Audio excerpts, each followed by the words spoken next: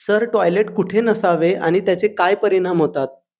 Toilet खरं तर मुख्यत्वे 4 ठिकाणी टॉयलेट असू नयेत. ते म्हणजे उत्तरेला, ईशान्येला, पूर्वेला आणि आग्नेयेला. उत्तरेला जर का टॉयलेट असेल तर त्याची आर्थिक प्रगती थांबते. स्त्रियांमध्ये वेगवेगळे आजारपण दिसून येतात. ईशान्येला जर का टॉयलेट असेल तर ब्रेन ट्यूमर, पार्किन्सन यासारखे आजारपण देवतांचा ऱ्हास झाल्यामुळे दिसून येतं. तर तिसरा भाग म्हणजे पूर्वेला जर का टॉयलेट असेल तर धृती आणि स्मृती म्हणजे ब्रेवनेस, सेल्फ कॉन्फिडन्स आणि सेल्फ अवेअरनेस ज्याला आपण म्हणतो त्याच्यामध्ये दोष दिसून येतो आणि वेगवेगळ्या प्रसंगांना सामोरं जावं लागतं.